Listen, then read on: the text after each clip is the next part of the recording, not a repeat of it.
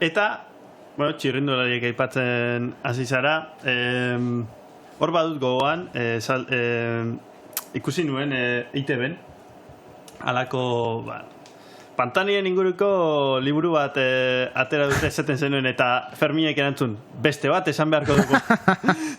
Justo hori gogora etorri zait, baina txirrindulariak aipatu dituzunez, ez dakit, gogokorik, edo gogokoenik futbol talde gogokoena baduzu, baina txirrindulari itzan baduzun, eta horrekin nire gau. Bueno, nik bizi nuen Pantaniren momenturik handienak eta txarrenak. Ikusten baduzue, Pantaniren, ez dakit, kirol bidean oso laburra esan zen. 7 urte, igual 5, are gutxiago. Non egoten zineten, oindela 5 urte, pues, atzo, badiru di. Pantanik gelditzen zituen albistegiak. Imaginatu. Arratzaldeko 3:00 albistegi gerra era barkatu Pantanik saldi egin du kate publikoan etetzen zen guztia ointxe publizitatea eta gero zuzenean Frantziako turrera hori izan zen Pantani eta ostra nik nahi nuen entzun albistea, toar por culo albistea dago Pantani, esaldean. Horrek dikotomiarekin amaitu zuen. Baina Pantani oso pertsonai bai tragikoa, bai interesgarria da, izan da. Lehenengoz, bera Romagnakoa zen. Romagna da Italiako parrandalekurik handiena. Imaginatu, Benidorm, edo antzeko bat, hortik ateratzen da ziklista eskalatzaile bat, gainera. Romagnan ez dago mendirik. Berak hartzen zuen bizikleta, joaten zen mendira. Behin, birritan, urik gabe, habituaiamenturik gabe. Berak bazekien nondik zeuden iturriak, nondik zeuden txiringitoak, lagunak. Marco, venga. Itzuli behar naiz etxera, tipo, Romagnakoak oso bitxiak dira. Baina une berean, super tristea zen. Eskolan beti kutxioarekin.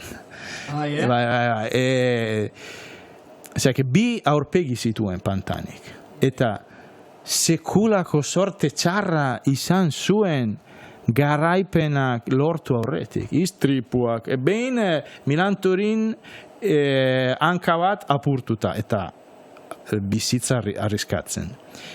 Beste behin giroan zehar katu beltz bat bidea zeharkatzen fuera.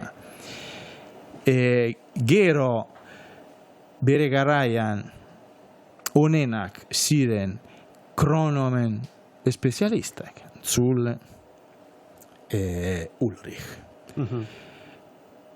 Ries, Indurain bukatzen ari zen, baina Armstrong Indurainek bukatzen zuen bere bidea, eta Pantani bigarrena edo hirugarrena bukatzen zen turrean, giroan.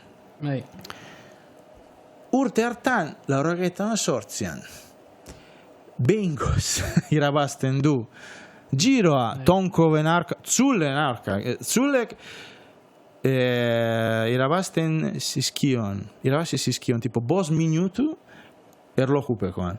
Gero, txakalaldi bat zuen, Zullek. Xabier Usabiaga hau zuretzat da. Txakalaldi, sekulako txakalaldi bat, eta fuera. Geratzen dira, Pantani eta Tonkov. Eta azken mendean, Pantanik egiten du bere betiko erasoa, irabazten dio Tonkovi minutu terdi, eta irabazten du giro. Ez zuen nahi turra joatea, ez zuen nahi turra joan, ez goen prest, nahi zuen parrandekin. Baina bere, ez kirol zuen dela, bere bigarren aita hil zen, Luciano Pezzi, eta Luciano Pezzi Bartaliren gregario esan zen, tipo garrantzitsua. Ez, joango naiz turra, tomar por culo. Noa, ea zer ingo dudan, baina zuretza dingo, bere rentza dingo du. Lehen kronoan, pantanik, tipo 7 kilometrotan, galtzen ditu, tipo 3 minuta. Osea, Ulrikekin. Ja, se acabó. Bukatu da. Gero, poliki, bla, bla, bla. Gero festina kasua. Festina kasuan. Jende askok esaten du. Dopaje, danak, dopin hartze zuten. Baina nik uste dut, tur hartan, inork ez zuela hartu ez aspirinarik.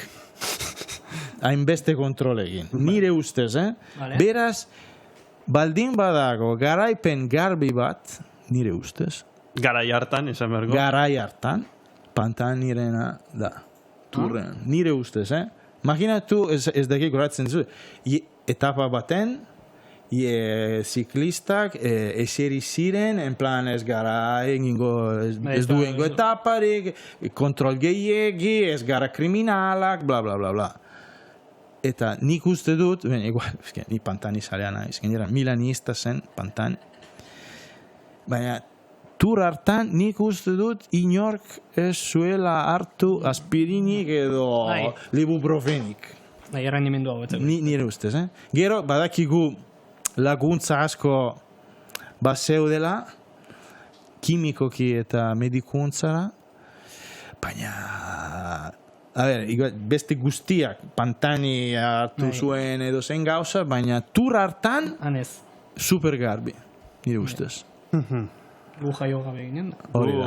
Baina, esan bezala, pantanik gelditzen zituen albistegiak. Eta orduan, txirrendulari gogoena? No, ni gero... No, eske txiki... Hainbeste pantani izan. Bai, no, baina pantani katzetari oso pertsona interesgarria da, nola hil zen, bla, bla, bla. Geroztik ziurazki nibalizadea. Banekin hori erantzungo zenuela eta horregatik galdetu dizut berriro ere.